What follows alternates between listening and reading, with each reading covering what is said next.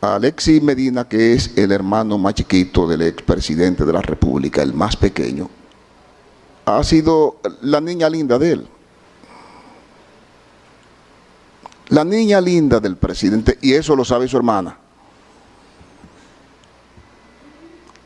Que el expresidente de la República ha sentido una debilidad extraordinaria por su hermano. Y el propio expresidente siempre fue cuidadoso. Y yo soy testigo de eso. Siempre fue cuidadoso y mantuvo a Alexis a distancia. Lo mantuvo a distancia. Por eso le digo que no es un asunto que, aunque quieran asumirlo de manera política, no se trata de eso. Se trata de una falla familiar en que una persona, no sé si por inmadurez o por lo que sea, desconoció que su hermano ocupaba una posición y que eso lo obligaba a él a mantener una postura que no pudiera, diría yo, atollar al gobierno de su hermano. Pero Alexis no correspondió con las pretensiones del presidente, de su hermano. Y Alexis comenzó a hacer negocio. Y los negocios de Alexis fueron notorios. Fueron notorios. ¿Y ustedes creen que solamente es el Ministerio Público que persigue a Alexis? Y se lo voy a decir. Miren, todos esos comerciantes, empresarios, que veían que usted era favorecido por encima de ellos, que ese tráfico de influencia usted lo usaba para favorecerse, hoy celebran que usted esté ahí, para que no se pierda. Cuando yo le decía al presidente de la República, a raíz de una entrevista en el Consejo Nacional de la Magistratura, era que le decía, como señor presidente, cuídese del poder. Y se lo decía porque yo tengo mucho tiempo que, aunque no participo en actividades políticas, sí observo. Vengo trabajando desde el año 1975, comencé a trabajar en Radio Popular. Me tocó ver cuando el presidente Balaguer fue derrotado y me tocó ver al presidente Balaguer caminar por el Mirador, acompañado de Bello Andino, Pérez Bello y otra persona en una ocasión. Caramba, yo decía, ¿y cómo puede uno pensar que una gente que era tan querida, hoy camine de forma tan solitaria?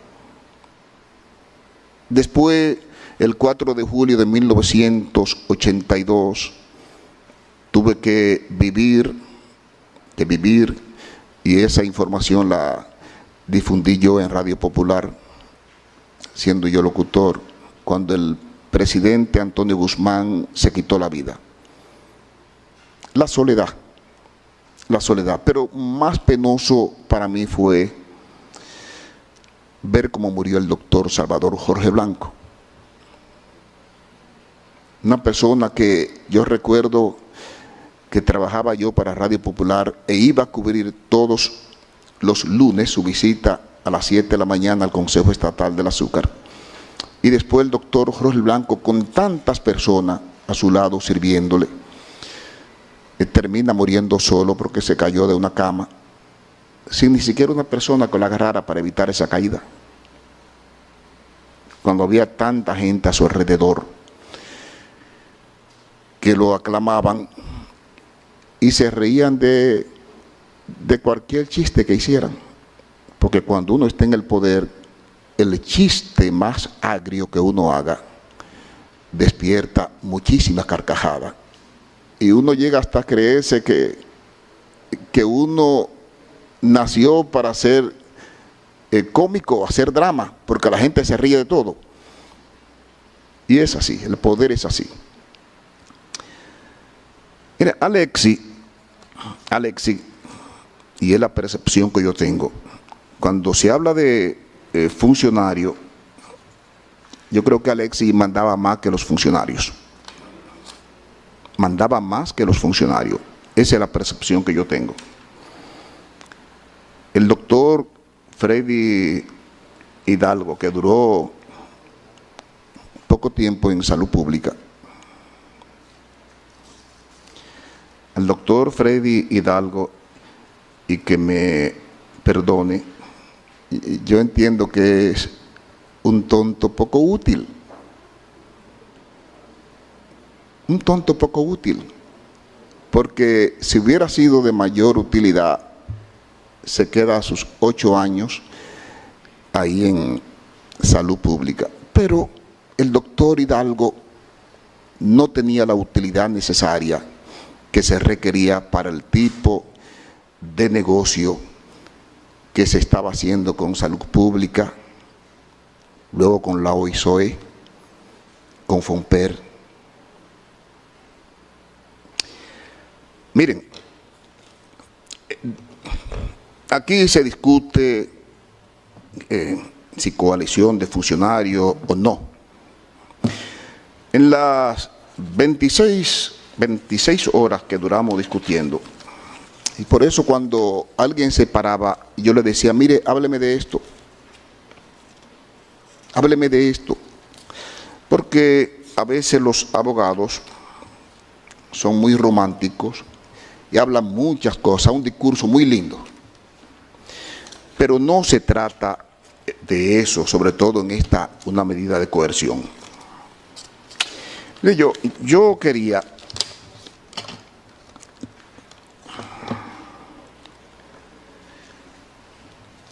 aquí dice el Ministerio Público que hasta ahora yo debo creer eso porque esta es la verdad que yo tengo.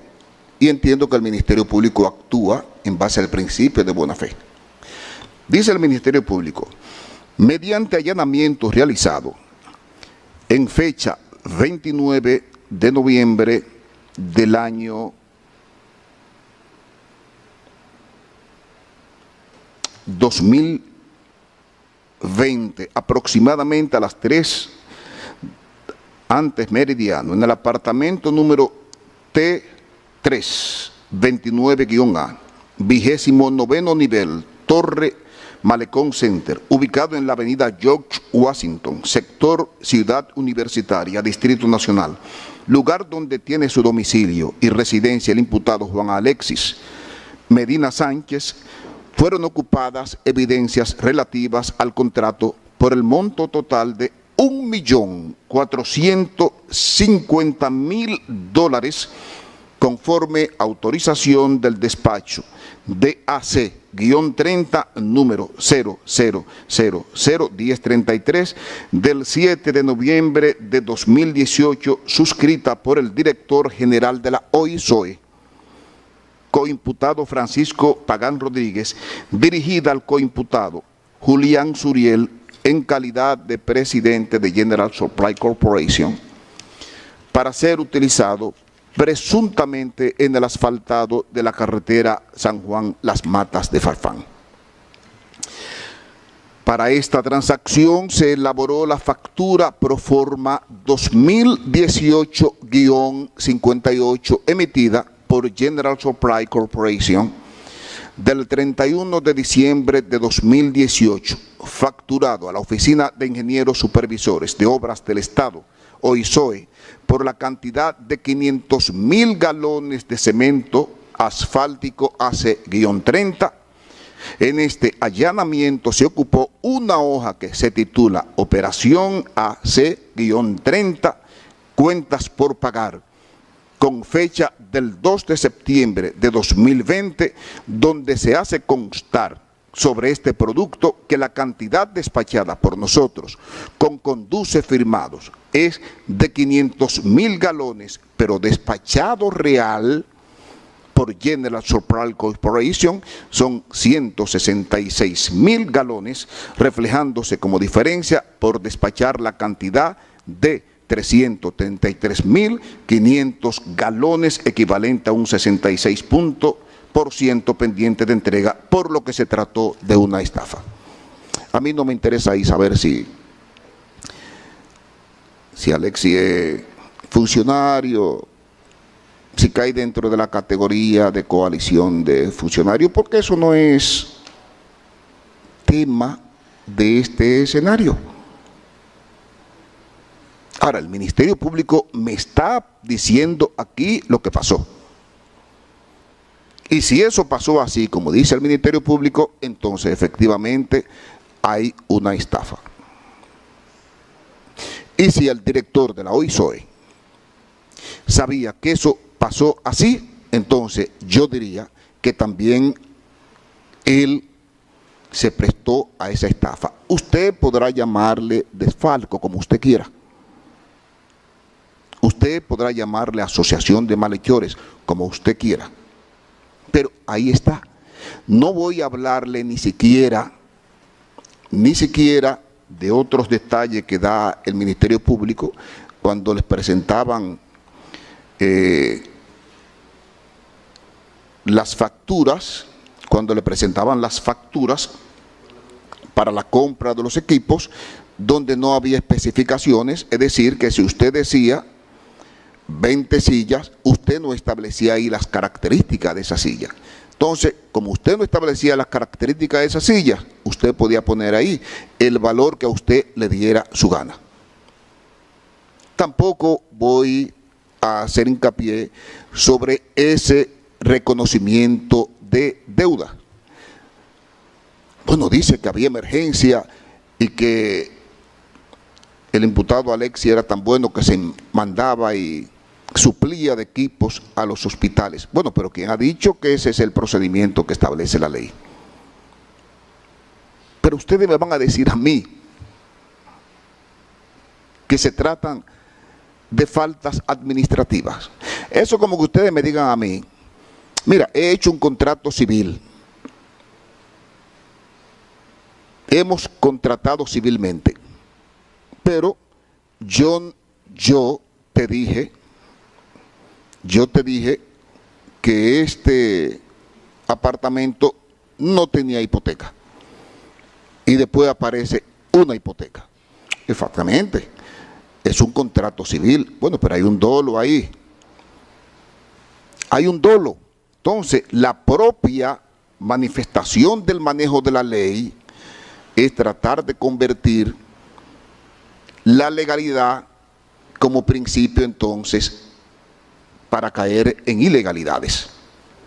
Entonces, el hecho de que la ley de contrataciones públicas no contenga sanciones penales, que contenga sanciones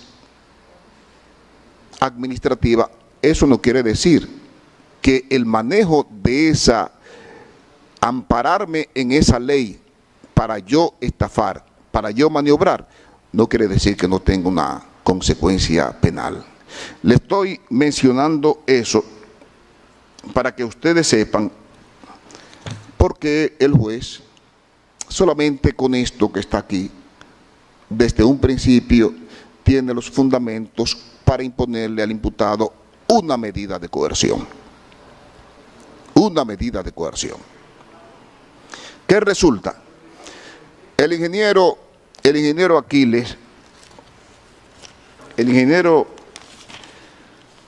Aquiles,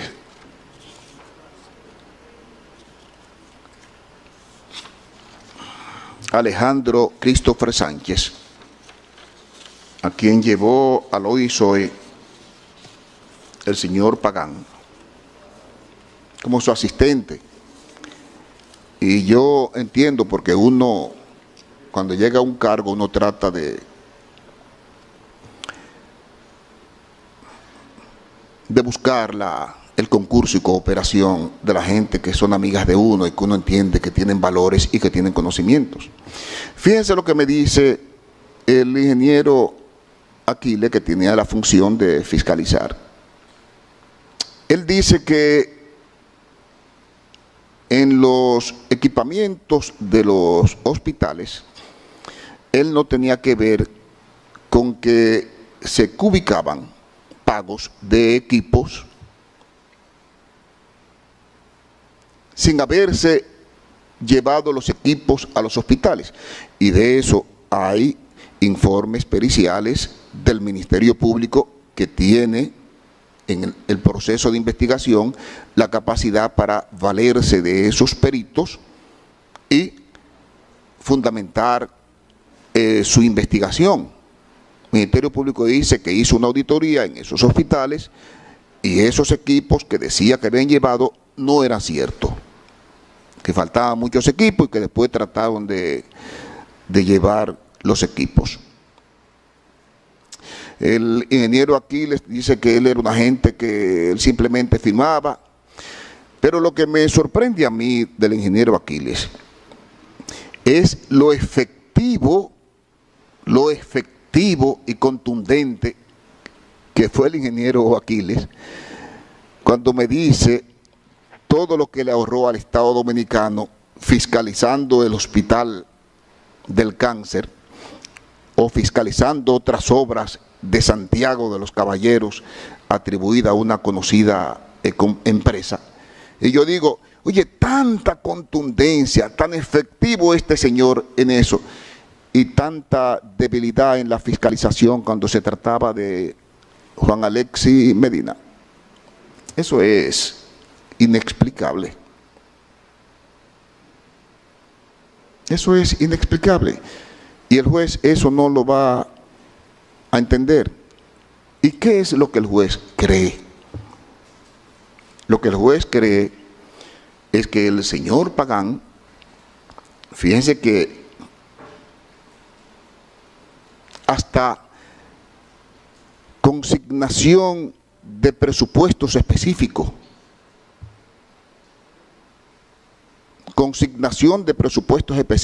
que le correspondían a otras instituciones, se le llevaron al señor Pagán porque era el más arretado de todos. Otros no se atrevían a hacer eso, pero el señor Pagán sí. Dice Alexis, yo lo felicito porque yo tengo amigos que tienen con deudas públicas 5 o 6 años. Pero la suerte de Alexis es que él tuvo amigos que le saldaron esa deuda pública lo más rápido posible antes de que se fuera el gobierno.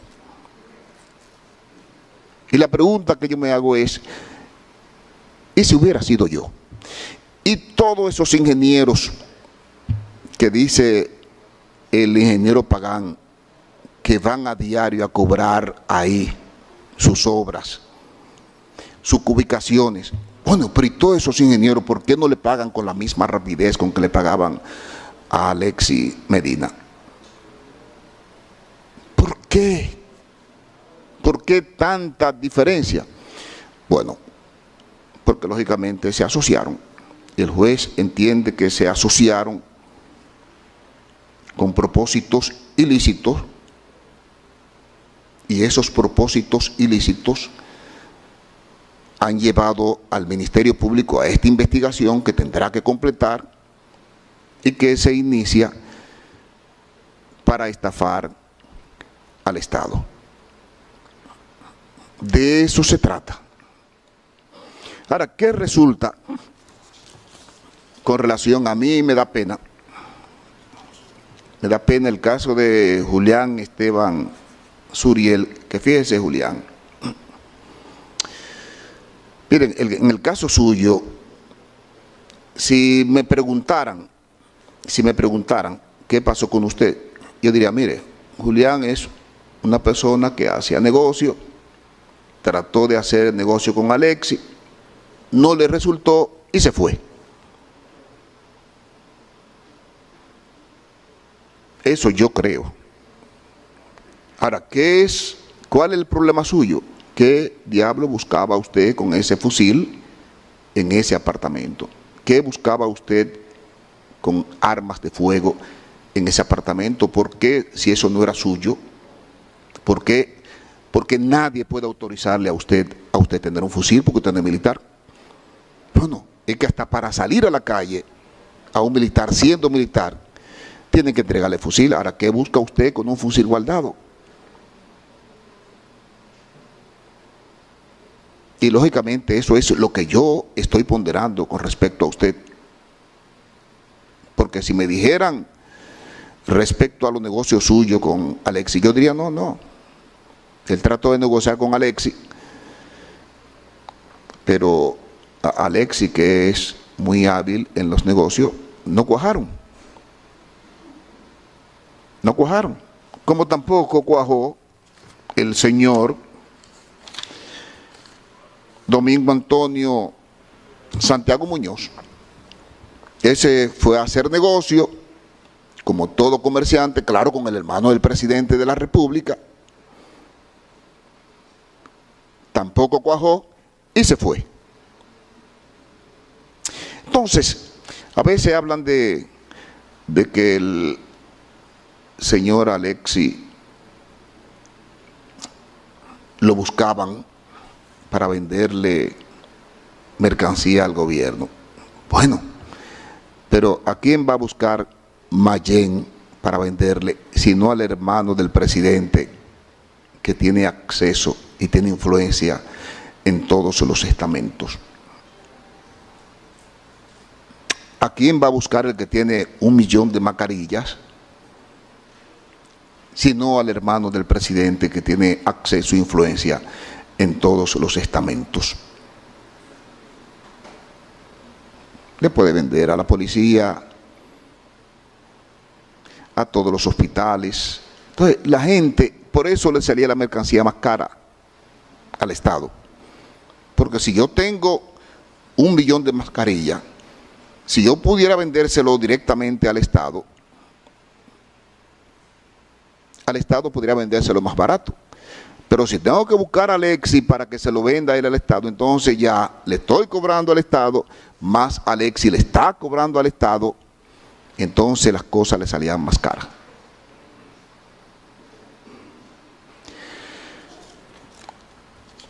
José Dolores Santana Carmona, que era quien yo le decía que él no sabía que era tan rico.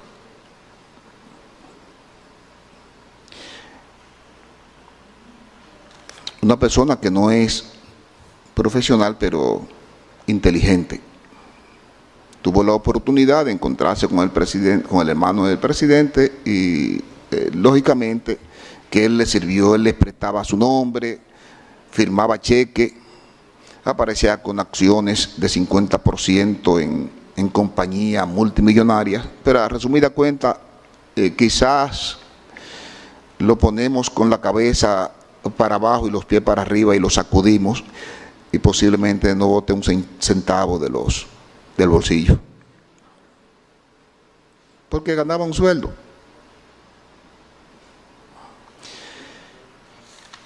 De Huácar ni decirse.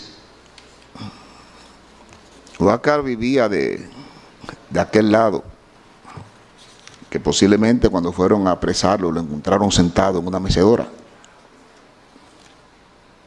Pero ¿cuál es el problema de esas personas? Bueno, que lógicamente esas personas prestaban su nombre y se prestaban a todo tipo de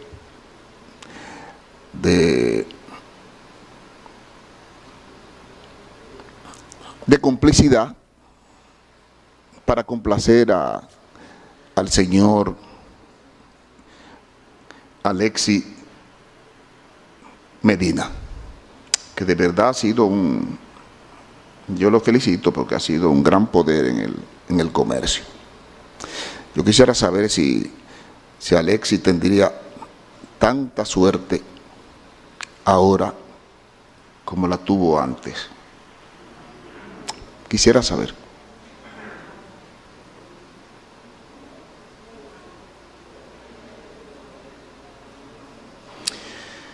Bien, mire, aquí está la hermana del presidente de la República, doña Magalis, y para su consumo, doña Magalis, yo le voy a decir en beneficio suyo cuál ha sido el comportamiento siempre de este juez con respecto a las mujeres.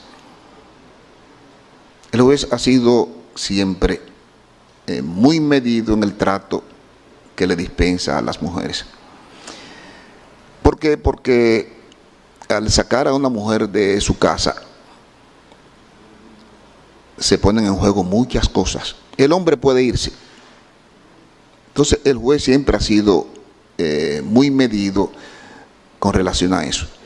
Y se lo advierto en base a eso, para que usted sepa que el juez a usted no la va a mandar a prisión preventiva, tomando en consideración eso.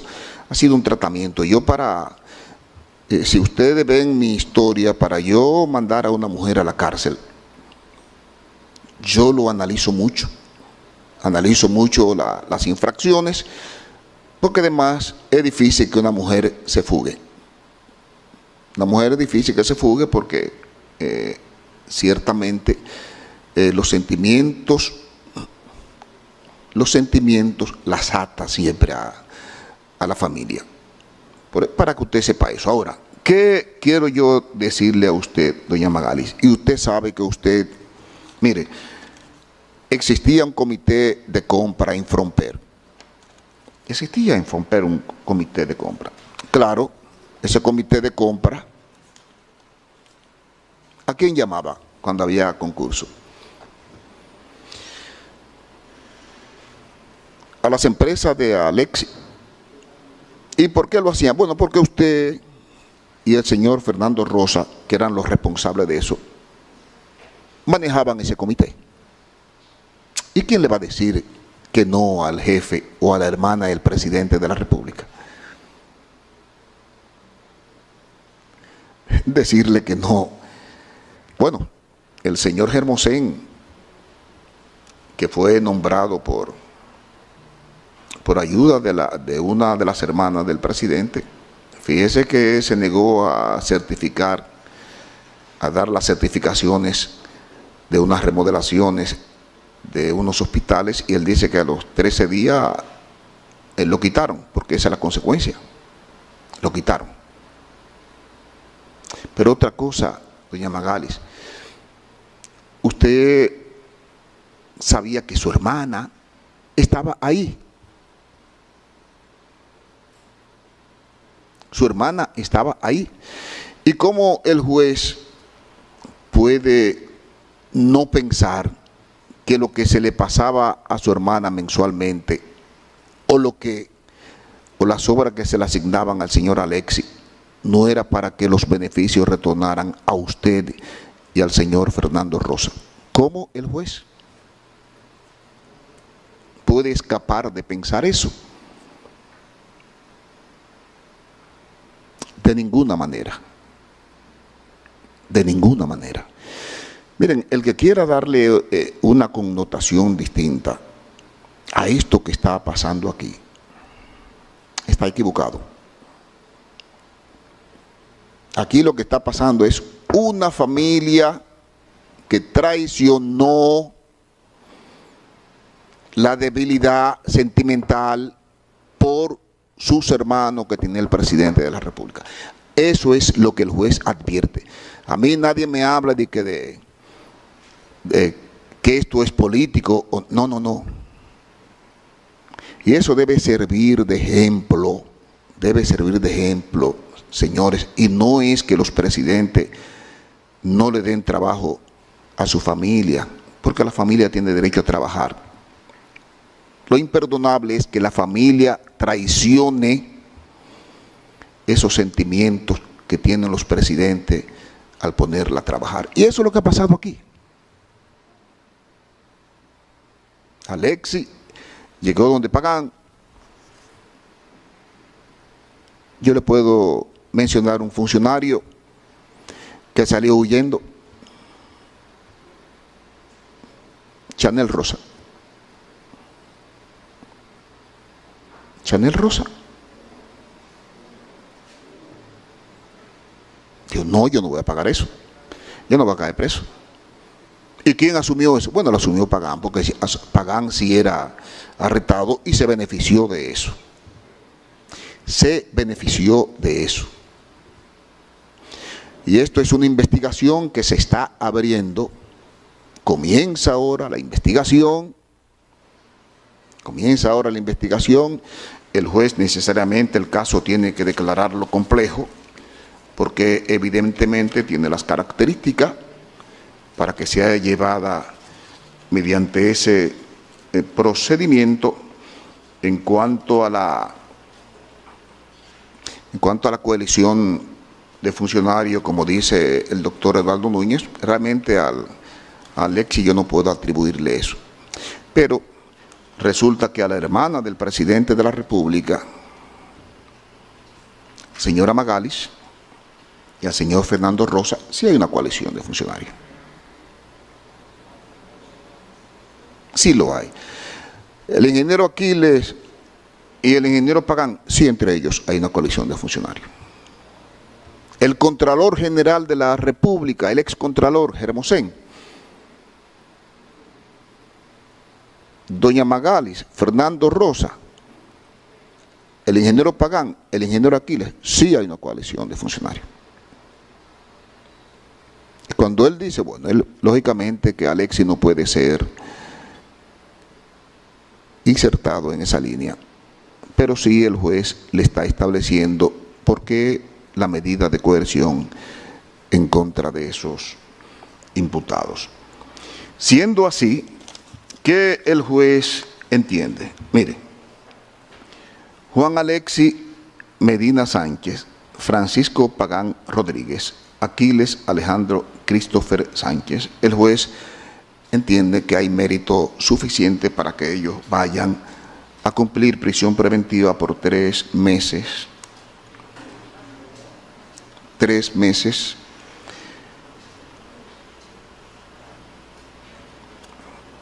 Ordenando su revisión para el 1 de marzo del año 2021, disponiendo que sea el tercer juzgado de la instrucción que tenga a su cargo el control de la fase preparatoria,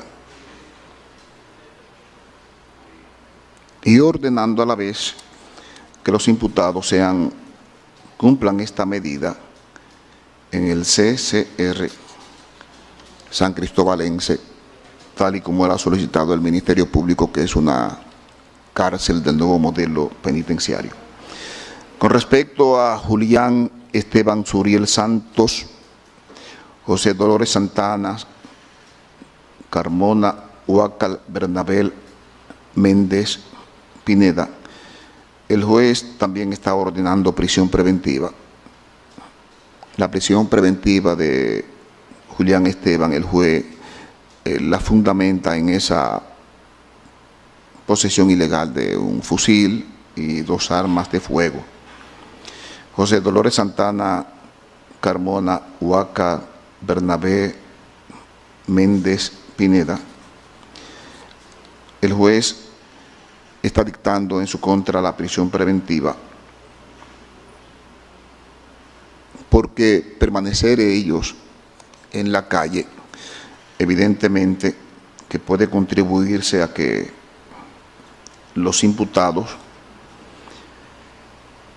distraigan prueba o pudieran generar algún tipo de intimidación en su contra a fin de que no lleguen a cualquier tipo de salida alterna, si así lo entendieran las partes. Van a cumplir 3 meses, el 1 de marzo también será la revisión obligatoria, irán al tercer juzgado de la instrucción como control de la fase preparatoria y la medida la cumplirán en la cárcel modelo de San Pedro de Macorís. Contra Fernando Rosa, el juez también está dictando 3 meses de prisión preventiva ir a la cárcel CCR San Cristóbalense. El 1 de marzo, el tercer juzgado de la instrucción le conocerá medida de coerción, la revisión de la medida de coerción. Con relación a la señora Carmen Magalis Medina Sánchez y los señores Lorenzo Wilfredo Hidalgo Núñez, el juez entiende que debe colocársele a ambos un localizador electrónico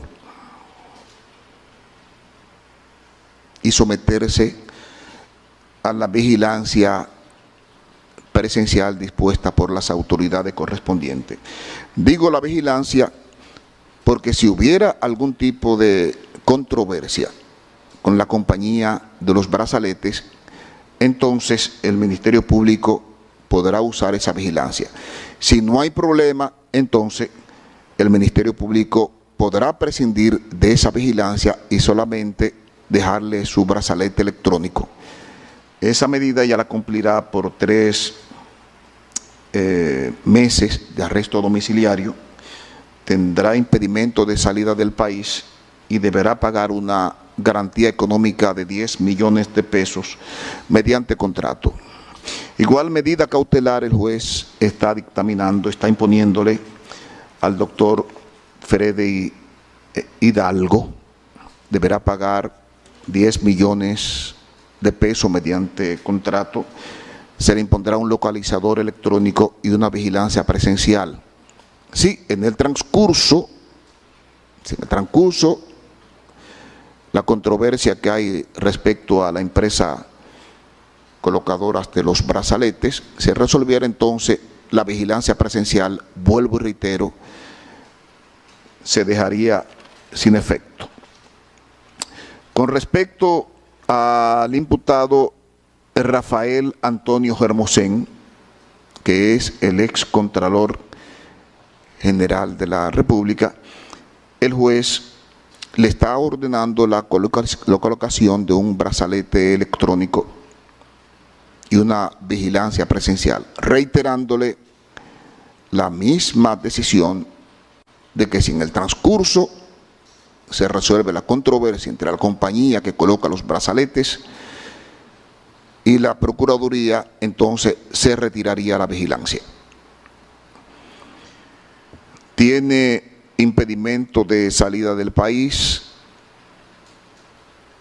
y tiene arresto domiciliario el excontralor general de la República.